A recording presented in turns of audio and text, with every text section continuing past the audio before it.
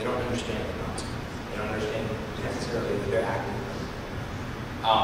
So if you're ever faced with a kid who's 9 who's being prosecuted, it's like this: the patient, that doesn't win the case, that dismisses the case. You don't even have to go to trial. The other thing, though, is if a kid is over 10 but under 14, in the absence of proof that at the time of committing the act or neglect charge, the child knew he was doing it wrongfully, they can't charge him. So if they don't have proof that he knew it was wrong at the time of charging, they shouldn't be in court with this child if he's under 14. That's for state laws.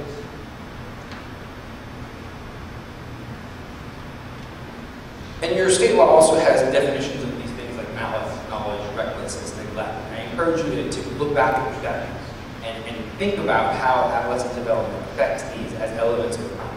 We talk about intent and recklessness, but they all have some role for adolescent development. So I encourage you to look back at your statutes and try to find ways to argue to your judges that these children are not capable of the mens rea of being that they require. Issues like competence require developmental understanding and maturity. And when your kid is not understanding things, or your kid is immature, competence can be an issue. Now, I don't think in South Dakota that you have immaturity as a legal standard for incompetence. It is in some states. But just because it's not statutorily there doesn't mean you can't argue. If your child is so immature as to not be competent, to not rationally know what's going on, regardless of any other mental health condition, you can argue for incompetence. Issues like culpability, but it's also more than just mens rea. It's litigation. Kids generally act impulsively, don't they? Kids are susceptible to peer pressure. So even if this kid is adjudicated guilty, let's take that into consideration when we're talking about what their culpability is at the time of disposition and what services they need. Confessions we talked about, susceptibility, coercion, and the lack of voluntariness of kids. Waiver of rights and their suggestibility. We talked about that. So, one of the things that we've learned over the years is as we talk to juvenile offenders, potential juvenile offenders, they say, well, what do we have to do? How do we know what we're not doing? And so, in response to that, the National Juvenile Defense Center, the National Juvenile Defense Center, created the National Juvenile Defender Standards. And you all have a copy of it. If you don't, get a free copy back there. These are 83 best practice standards.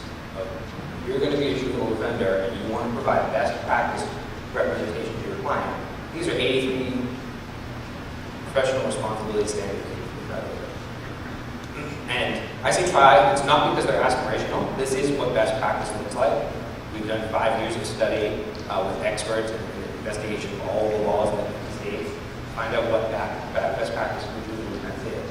It's not aspirational, but we recognize that there are barriers in every jurisdiction to fulfilling every one of these goals. You may not be able to do some of these things because you can't get paid to do them.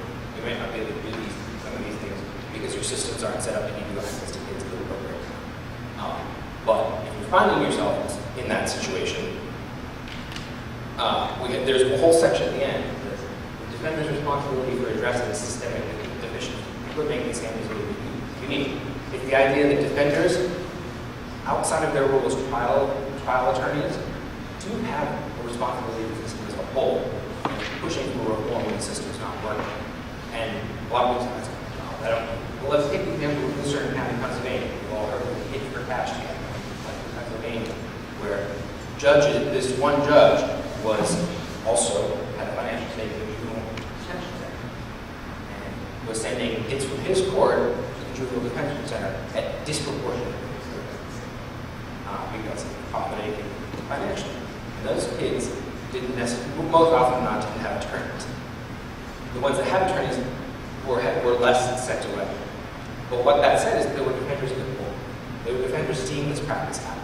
There were defenders that knew about it and saying, and yeah, it's not my client, I can't do anything. But speak up, say something to somebody. Whether it's not, maybe it's not your responsibility, but if you're part of the public defense service, talk to your chief.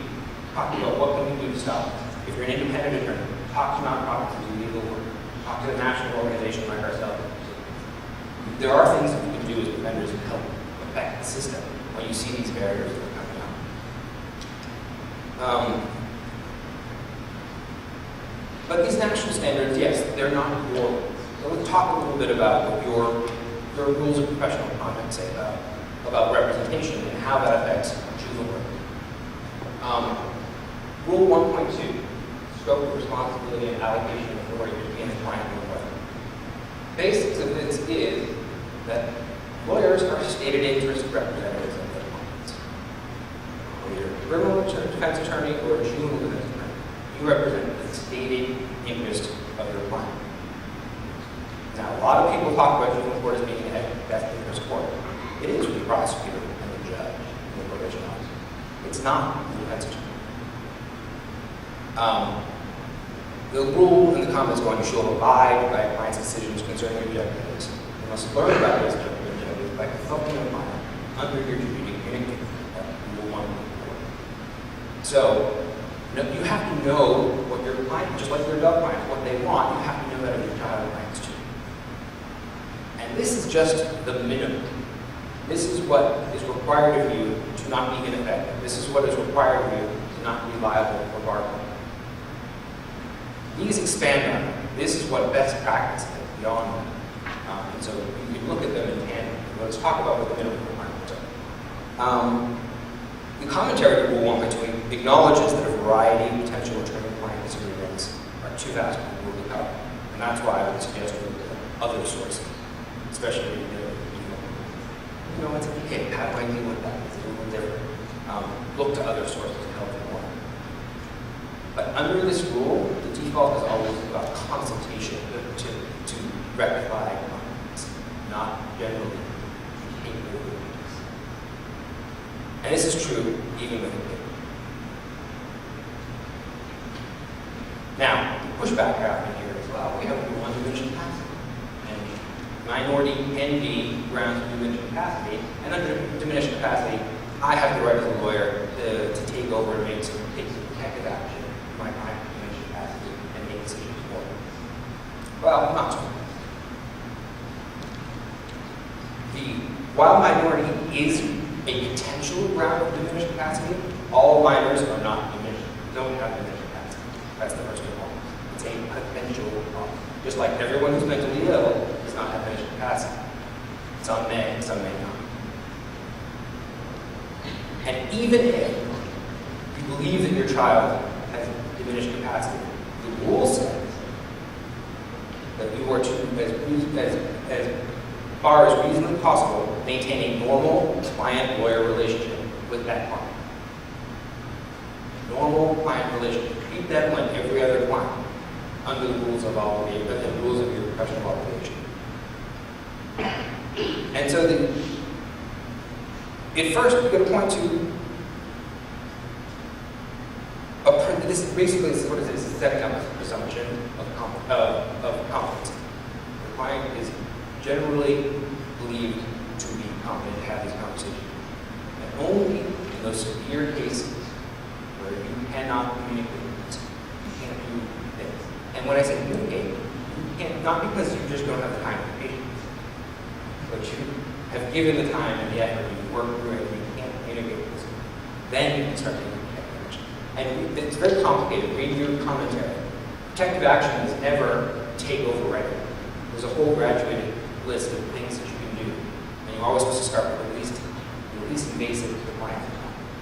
And so taking over, making all decisions for your client in their best interest is not the first presumption. It's talking to them, it's consulting with other people, maybe appointing a GAO. Other options for you, the defender, is not taking away the choice of the client. And combined with that is your Rule 2.1. Your duty to be an advisor to your client, not just a legal tool. And this is a really important one. It requires that you render candid advice. Being a stated interest lawyer for your juvenile is not being at the whim of every child. I went to law school where I know a lot better, so I have a responsibility to say, look, I understand this is what you want, but that's ridiculous, or that's stupid. I'm going to talk about all the reasons why. If I don't say that to a judge, this is going to come out badly. You have a responsibility to revise all those things. You have the responsibility to take your time with kids, to develop mentally appropriate language, to make sure that they understand all of the consequences of the decision. It's like, think about it like a medical practice. You know, you want to have informed consent about procedures you're going to consent to. So if you're giving up a right, you want to have informed consent about that too. And if you've got a doctor who's got good bedside manner, that's a lot better practice than a doctor who just tells you what you're going to do along the way. Same thing. We are in service industry, so we have to keep that in mind.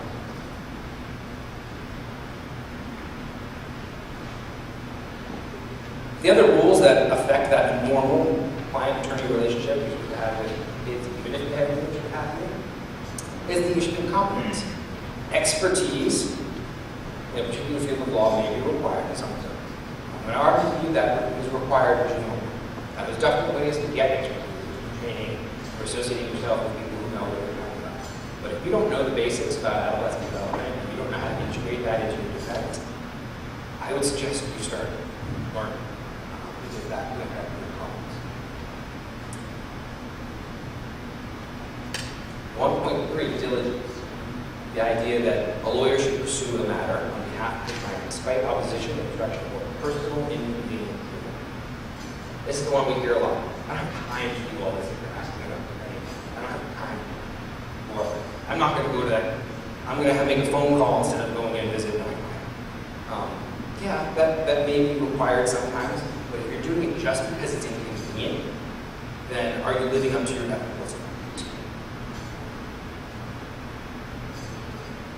1.4, duty to communicate. This is a huge one.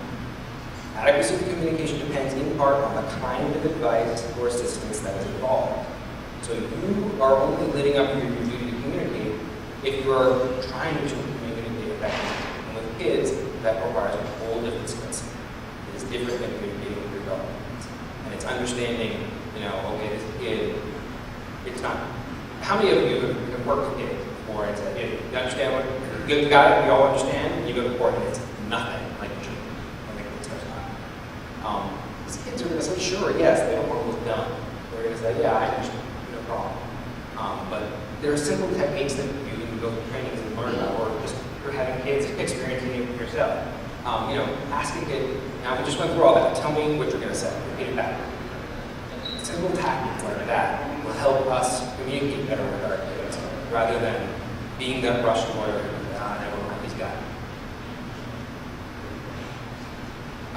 Confidentiality. This is a big one, especially in juvenile courts, because of this idea that we all have to cooperate and share information. But due to the confidentiality to your client, it applies not only to matters of communication in novel. It is not just attorney-client privilege, which is actually an evidentiary. As an ethical matter, it's more than just your communications privilege. You are responsible for holding secret all of the information you learn about your client through the representation of that client, unless you're given permission, explicit or implicit, to hold. So, if you're in front of a judge who says, well, has he been going to school? And my client doesn't want me to talk about that. What do? I have an ethical responsibility to keep that confidential. I am not allowed to rat my client out under the rules of ethics. And the argument is, well, they can ask the school, they can ask the attendance counselor, they can do all these other things, so it's not really a secret, it's not really private. Actually, it is. If they can ask those other people, go ask those other people. My obligation as an attorney is to keep that stuff private, unless I have permission. Now, I can counsel my client why I should just go ahead and tell them they're going to find out anyway, and let them do that, but if my client says no, my client says no. And so it puts us in tough positions sometimes if we're ordered by judges to do this. And the only advice I can give to you on that is to say, all right, my ethical duty is to say I can't divulge that. 1.1, visually confidential. I don't work in corporates, I don't know how to say it. But that happens in my jurisdiction, in DC where I practice. We started pushing back on it, and it didn't work for a while. But then the judges started getting in, and public defender service went and had conversations with the chief judge. And eventually, every time our liquid, I have no representation. That is I cannot talk about it. And it's a to signal to everyone in the courtroom that I'm being asked to violate some kind of contract. And judges now just kind of roll their eyes and go. We've been able to change the culture because we've done it. And finally, the last one I want to talk about in that normal child-client relationship is the idea of conflict of interest. Conflict of interest is very complicated and it goes in all different directions. But I think the point I always like to make with attorneys, especially defenders, is that a conflict of interest exists if there's a significant risk of the ability to consider, recommend, or carry out appropriate courses of action for the client being materially limited as a result of the lawyer's other responsibilities or interests. And so if my other responsibility or interest is not to get yelled at by the judge, or my other responsibility or interest is not to be a bad customer, I have too much going on at home and I can't get this done. If it's materially limiting my representation to a client, that's a conflict of interest. I need to either rectify that conflict or change it. And so I'm being a little bit sharp about this because this is what we have to do when we talk about ethics. And everything is in gradations, but these are the minimums. These are the places where people get in trouble. And so I encourage you to reflect on these things when you're working, especially with kids. Now, it's less likely that the kid is going to be the one that makes a bar complaint, but knowing what best practices is and being responsible lawyers is never bad. Now, to augment your minimum standards of professional conduct, let's take a look at some of the standards of the National Defender Center and talk about how those play out. Specialized and comprehensive training, standard 1.3, requires that at a minimum, you be familiar with juvenile law and procedure. If you don't know the specific laws about juvenile cases, and you're not familiar with the rules of procedure for your juvenile court, then you're not living up to your competency when you defend. And so at least take the time to review that stuff. You're not regularly in juvenile court, the statute book before you go. Figure out what's different about the procedure in juvenile court. Don't just read. Be knowledgeable about the aspects of development of science and other research. All the stuff we were talking about earlier. You can't really be an effective lawyer for kids unless you really understanding who this kid is at the time of the offense and throughout the process. And understanding who that kid is requires understanding how it's developed. Being properly trained and effective interview techniques, as we talked about, they're all connected to this idea of adolescent development, or how do I communicate with a kid who's on a different intellectual level, or different emotional level, or different psychosocial level. Be up to date on the consequences of juvenile court. Right briefly at the beginning, there are long-term consequences of juvenile education that people aren't really doing. And so when you're advising a client whether to leave or take a trial, or you're advising a client about different obligations in the disposition of the lawyer, we need to be talking about what consequences. So we don't understand what all potential consequences are, because they're very different often than they are in adult court, then we're not living up to our services to clients. And the other thing about juvenile court is there are too many other factors. Unlike adult court, which is the prosecutor and the judge here, in juvenile court, you have a whole host of other people who are getting involved in this, from social workers to educators to mental health workers. There's so many other people that have a stake in their books, and you're a kid at some level. And if you don't understand the system that they come from, and you don't understand the information that they're going to be given, you don't understand the terms of an IEP, individualized education. When they start talking about that in juvenile court and how it affects the kids' probation work, and what the kid needs to do on probation, or whether the kid can actually live up to the probation order because the IEP is not being implemented in school. If you don't understand how those systems work, then you're not able to advocate for your client. So this is an inappropriate probation order because there's no way that can happen. You're setting this up. Last thing I want to talk about with regard to some of these issues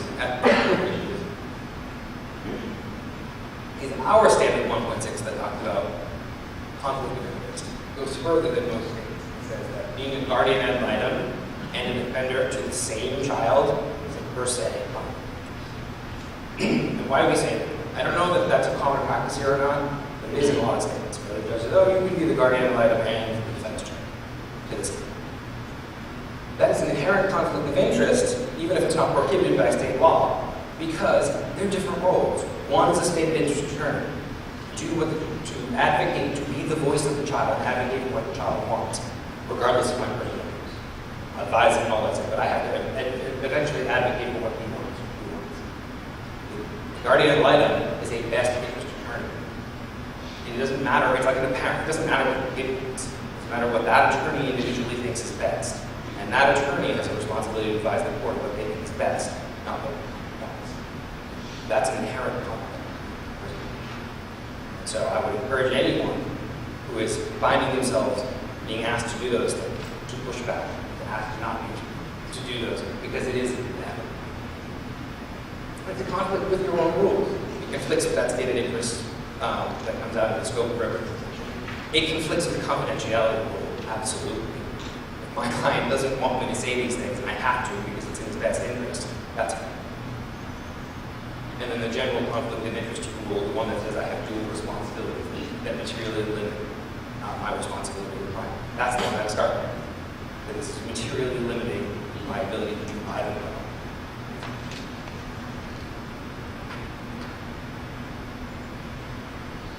The standards, the National Juvenile Offender Standards, talk about post-disposition representation. And that's something that's not really covered a lot by state law or by state code today.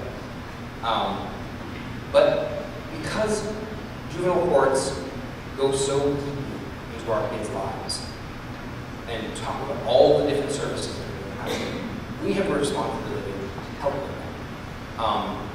And so there are things that lawyers should be doing as part of that practice that are often difficult. You can't get paid, or you can't get access, or you're not going to do cases anything at disposition. But there are things that we should be striving to do, even at a minimal level. And that's, you do have a right to counsel probation. That's an easy one. But let's think about that. If I have a right to counsel, that's only once they're going to revoke me. But if I'm a lawyer who checked in with my client after he's been sentenced, put on probation, once every 2 weeks, once a month, say, how's it going? Having a sense of what's going on in that kid's life. Knowing, hey, we're going towards a revocation. I can be more prepared for revocation, but also I might be able to stave off revocation. You know, part of this thing is kids are not able to follow a lot of these rules. You have to be at drug testing every Friday at this time. You know, kids are kids, they miss things. And if there's someone not writing them, if the parents aren't one of those people that's going to write them, then they're being set up for failure. So if I can check in every once in a while and say, how's this going? And I find it's going south. Maybe if I had a good relationship with the probation officer, say, call on and say, hey, you know what? I know it's not really working. And Johnny tells me you're actually told you're going to file for revocation. Maybe hold on for a second. I understand the problem. I got it. Fixed it. That was right. Every Friday. It's not going to be a problem. Give it 3 weeks. Let's see if we can stave off this revocation. That's good post-dispo work. And it's not something that takes a whole lot of time and effort. It's something that can be done once a month for a few minutes. And effective all over people's reputations. Kind of stave off these reputations. Conditions of confinement work for kids who are confined, re-entry work. These kids, if we really are supposed to be working in a rehabilitative system, we have a responsibility to that. Helping our kids re-enter communities more than saying, okay, Johnny, you can go home now and your entry plan is going to meet with your parole officer every month. That's not re-entry. It doesn't help the kid get back into school. It doesn't help the kid understand how to live. It doesn't teach any life skills. And though we're not responsible for that, maybe we can help them find those services, whether it's through a church group or a community organization. And yeah, I'm busy and I can't do all that. But what? Hey, maybe I have a summer intern. Maybe there's a volunteer at the state bar who's looking for someone. Maybe I can ask that person to help them with finding services. There are different ways we can do this for low impact. Other thing that I'm not going to go into great detail is, but just think about kids that are facing waiver to adult court. And whether or not you're going to be that lawyer in the adult system, think about what responsibilities you have to do as a lawyer. So the the adult lawyers, you're not. While you have them, waiver requires a whole lot of intensive investigation, complication stuff, those kind of stuff. Being an expert in waiver law procedure, you're not used to doing waiver cases. You better tool up or associate yourself with someone quickly in order to live up to your level of competence. Because the waiver is a very particularized area. So what does South Dakota look like? Let's talk about that briefly. What is the state of juvenile court in South Dakota? What we know is that juvenile court referrals often, almost 85% of the time, result in an adjudication. That's what's happening. It's going down, but it's still, the numbers are going down, but the statistic is still almost 85% of kids who go into the system are adjudicated, whether they're